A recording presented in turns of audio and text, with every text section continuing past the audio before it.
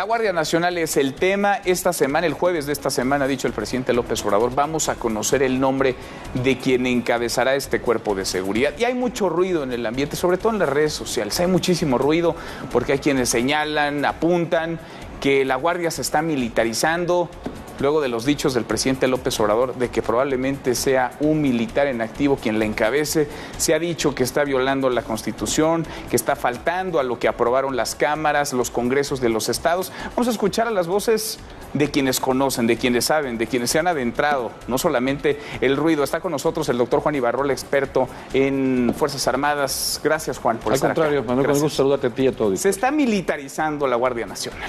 No, se está disciplinando, que creo que eso es muy importante. Es decir, un cuerpo armado permanente, como va a ser la Guardia Nacional constitucionalmente, debe de tener una disciplina.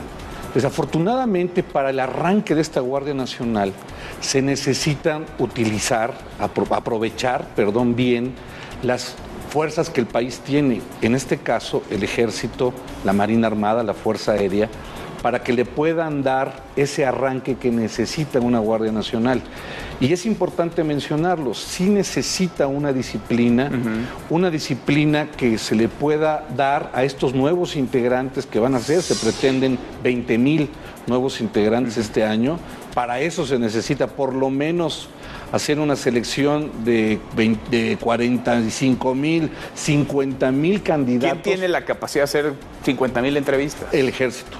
La Nada Marina. Más el Ejército. Pues desafortunadamente sí, y les digo desafortunadamente porque no es un mando militar como tal, y la ley ya así lo aplica, quien tenga que hacerse cargo de la Guardia Nacional. Yo he escuchado mucho ruido y hay organizaciones que se dicen traicionadas, que dicen es que el presidente y los legisladores aprobaron, votaron, publicaron un mando civil y habrá un militar en la Guardia Nacional. Yo creo que aquí lo que se está malinterpretando es el estatus laboral que pueda tener quien tenga el mando de la Guardia Nacional. A ver, ¿podría haber un militar en activo en la Guardia Nacional? Puede ser un militar en activo que cumpla, que pase a dos estatus. El primero sería una licencia que pida al Ejército, lo cual laboralmente lo convierte en un civil, entonces no se viola la ley.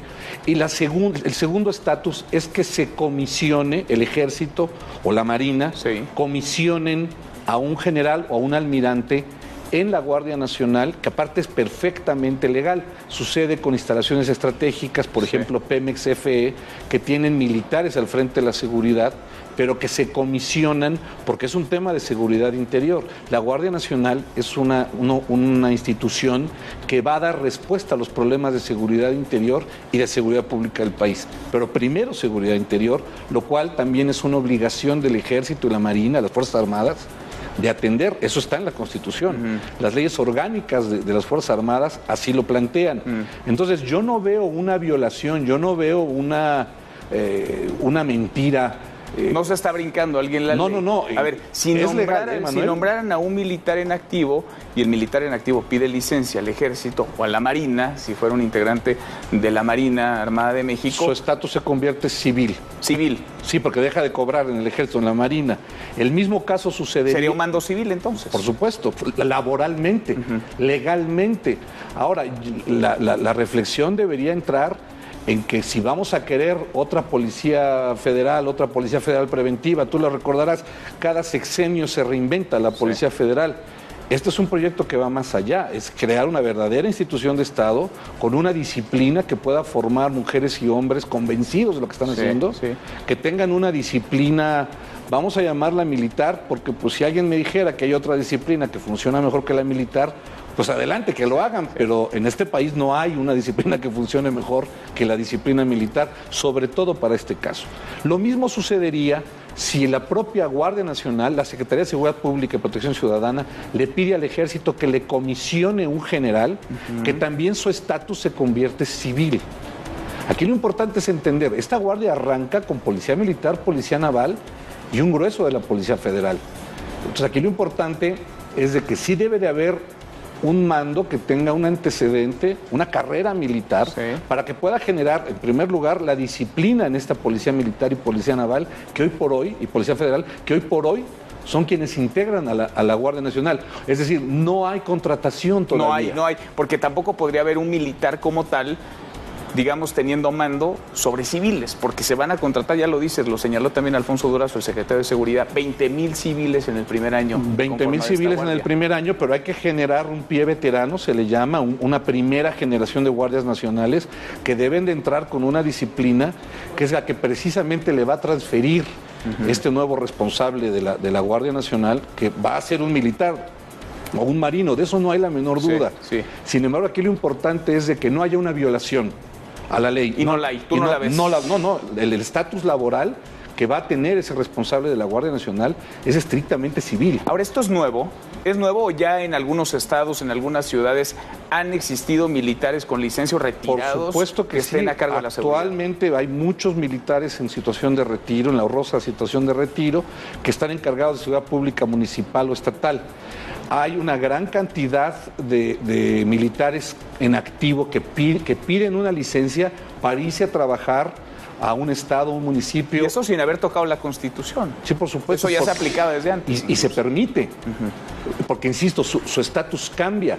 Vamos a ponerlo en términos muy sencillos. Un militar que pide una licencia para ir a trabajar al estado de Guerrero, deja de cobrar en el ejército o en la marina para tener ese sueldo que le va a pagar ese estado. Es decir, no hay ninguna controversia laboral legal a que lo haga. Es permitido, es parte de la ley. Malo si estuviera cobrando en ambas instituciones o que tuviera responsabilidades en ambas instituciones, porque ahí habría un daño al Estado mexicano y habría un conflicto de intereses. Luego entonces, Guardia Nacional, el responsable que va a quedar, va a tener un carácter laboral civil. ¿Por qué? Porque o pide licencia o lo comisionan, como sucede con muchas instalaciones estratégicas del país, como sucede con muchos proyectos estratégicos del país de seguridad, tanto interior como de seguridad nacional, y que se comisionan para que den respuesta a algo. Si acaso, digamos, la falla estuvo entonces en frasear que habría un militar en activo al frente de la Guardia, porque pues sí, podrá haber sido militar en activo unas horas antes, pero en cuanto se encargue de la Guardia, esté al frente de este cuerpo de seguridad, se convertirá en un civil. Es decir, la Guardia no se militariza ni más ni menos de lo que aprobó el Congreso. Está bien dicho, ni más ni menos.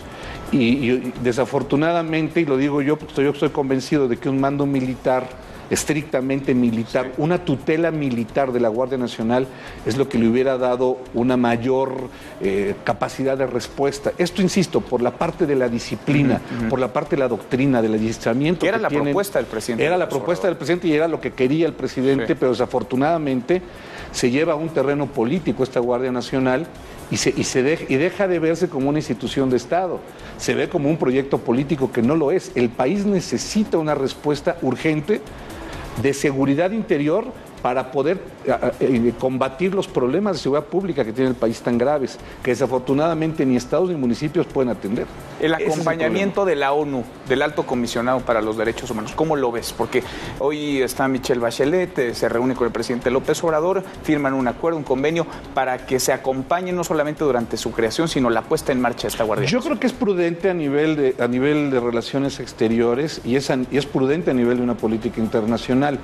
Yo creo que lo que sería interesante mencionar es de que, por ejemplo, tanto el Ejército Mexicano como la Marina Armada de México son las primeras instituciones en tener escuelas de derechos humanos. Un oficial que entra, un joven cadete que entra al colegio militar o a la Heroica Escuela Naval, la primer materia que tienen es derechos humanos. ¿Tienen derechos humanos? Ah, claro, y donde reprueban esa materia para afuera que es poco sabido esto, porque se ha acusado al Ejército, a la Marina, de violar los derechos humanos. Es más, de los delitos militares más penados en la justicia militar está la violación a los derechos humanos. La gran mayoría de los militares que han tenido que vivir procesos penales en justicia militar es por violación a derechos humanos. Entonces, insisto, políticamente es correcto que se reciba a la alta comisionada Bachelet, pero de que tiene la formación o que se tiene toda la experiencia y fundamentos para poderle darle a la Guardia Nacional los estrictos controles para poder preservar los derechos humanos de los ciudadanos por la acción de una Guardia Nacional, pues ahí están en las Fuerzas Armadas. Digo, ahora, ¿se vacuna un poco con sí, esto por el presidente supuesto, del gobierno federal? por Y decir, supuesto, no es enteramente nuestra responsabilidad, vamos juntos y acompañados para que al rato no digan que nosotros estamos atropellando. Manuel, están diciendo al mundo que México es un país que se adhiere a un concierto internacional en materia de derechos humanos. Faltó, insisto, quizá fortalecerse más de lo que el propio país sí tiene en esa materia. Te pongo un dato estadístico muy rápido. Los últimos 10 años la Comisión Nacional de Derechos Humanos ha recibido más de 130,000 denuncias por violaciones de derechos humanos por parte de los militares, marinos y soldados. De esas 130,000, solamente 127 se han convertido en recomendación. Entonces no podemos hablar de que hay una violación sistemática de derechos humanos por parte de los militares en este país. Creo que hubo una buena vacuna diplomática, una buena vacuna de política exterior, que el mundo sin lugar a dudas recibe muy bien. La ONU seguramente lo está recibiendo como un gobierno muy incluyente, el de López Obrador, en ese sentido, pero de que existen las fortalezas para preparar a una Guardia Nacional para que se mitigue lo más que se puedan la violación a derechos humanos, porque ninguna Fuerza Armada permanente del mundo tiene 0 violaciones a derechos humanos. Sí.